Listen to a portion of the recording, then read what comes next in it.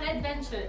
If you just stumble upon this channel, well, I'm Ace Urana and you are watching episodes of Piece of Cake.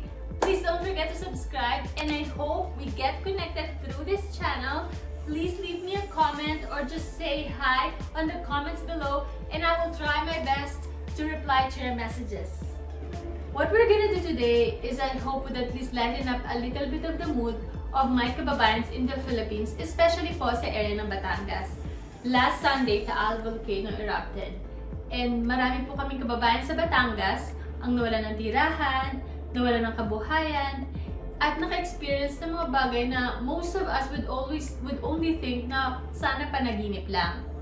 My heart goes to all the Batangueños and of course to all the people living in the nearby areas. We are from Parañaque and even my family experienced ash falls. Growing up, Tagaytay has always been our quick getaway destination. Lagi po kami sa Tagaytay. And I always see Taal Volcano from afar. It's truly a very beautiful creation. But I guess this is the time when nature speaks. And there's really nothing we can do but to do our best to be prepared when it happens. And on the lighter note, I hear so many beautiful stories of people helping each other. People going out of their way para lang po may maitulong. People selling their stuff para lang po may maibigay. Wala pong kapamilya, walang kapatid, walang kapuso, lahat iisa. Diyan naman po ako proud to be a Filipino because I know sa dinami-dami po ng disasters na naranasan natin, we are always able to get up because we have each other. We get up hand in hand.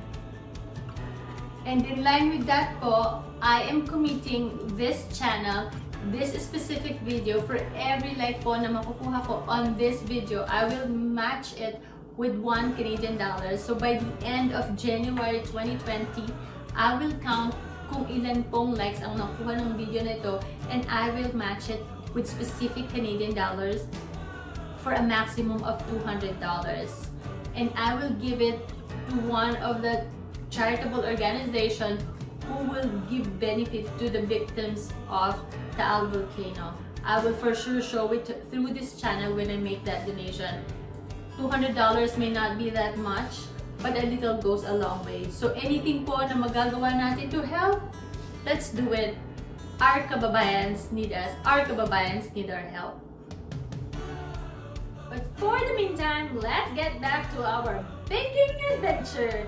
And like I said, tribute po ito sa Taal Volcano.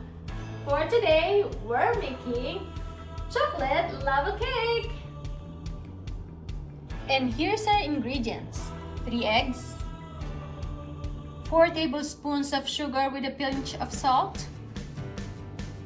2 tablespoons of flour, 110 grams of butter, 1 teaspoon of vanilla extract, 170 grams of dark chocolate, and we will need these ramekins. Dito po natin i-bake ang ating chocolate lava cake. And the first thing we need to do is to butter our ramekins.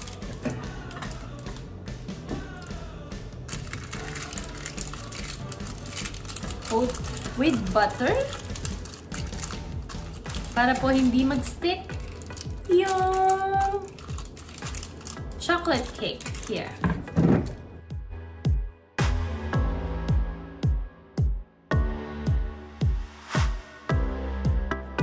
Then cover it with flour.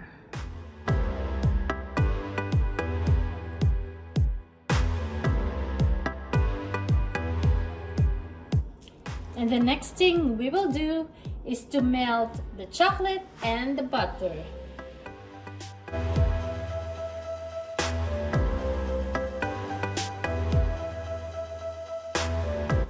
While we melt the chocolate and the butter, we can beat the egg and the sugar with a pinch of salt.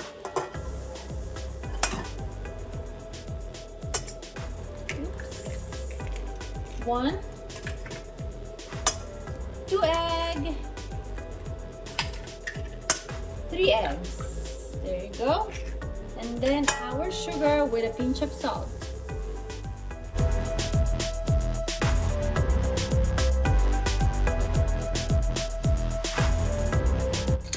When the egg and sugar mixture turns into light yellow, we'll add in the vanilla extract.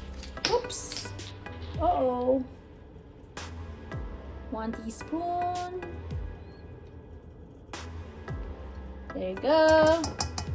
And this is 2 tablespoons of flour. Wait. Bring it up. There you go. Then mix it again.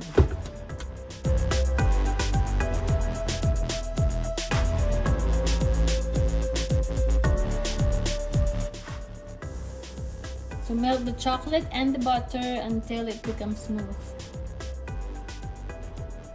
Like this.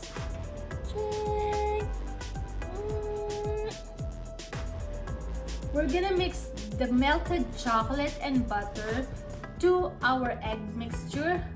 Pero let's cool this down a little bit because it's too hot. Ayaw naman natin maging scrambled egg ang egg mixture natin, di ba? So I guess it's time! We're gonna add our melted chocolate to our egg mixture gradually.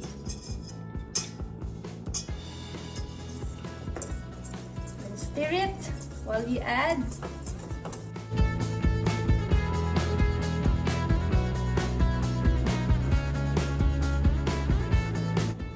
Now it's time to put our mixture to our ramekins.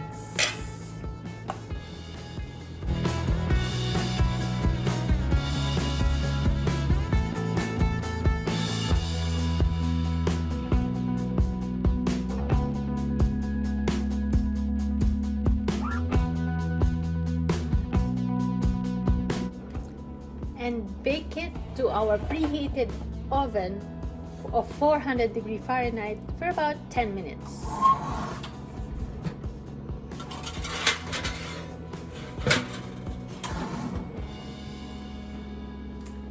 And it's done! Fresh from the oven! Let's see, I'm so excited. This is so hot, so I'm gonna need another mittens. Woo!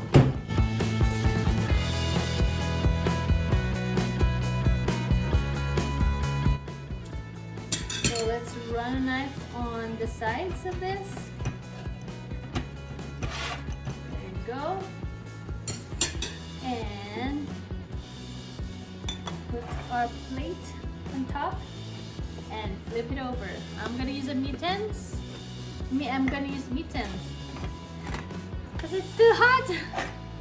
Napakainit. Ooh, yeah. Baligtad kasing mittens ko. Hard to grab it with a mitten, so let's try this. There you go. And dress it with a little bit of powdered sugar. Ooh.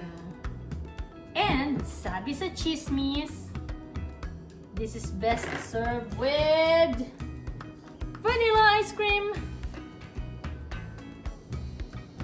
Chismis lang naman. Pero malay natin, di ba? I'm gonna put it on the side. Wow. Pwedeng sa side, pwedeng sa top. Kahit saan mo ilagay, it's up to you. Ooh. Kahit saan mo, sa top, sa side. Ooh. And it's ready to serve. We'll see.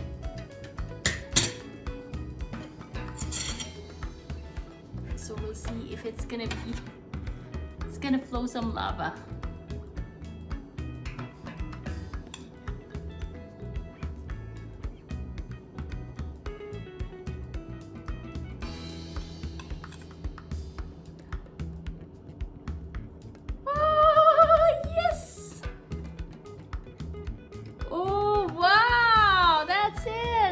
See that? Lava cake.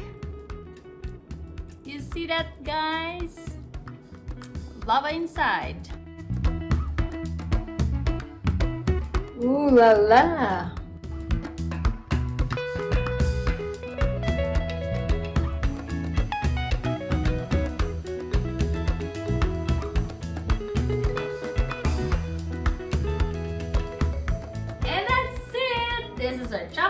love a cake. I hope this brightens up your day, guys. Especially mga Batanggenyo. I know you are strong. I know you can do it. You are stronger than you think. And always look at the brighter side of life despite of what's happening around you. Always remember, God is with us. He will never leave us nor forsake us. Thank you so much for watching. Once again, my name is Ace Urano of Piece of Cake. If you have any comments, suggestions, or anything you want to say, or you want to say hi, just please leave it in the comment below, and I'll try my best to get to it. Thank you. God bless you all, guys. It's time to eat.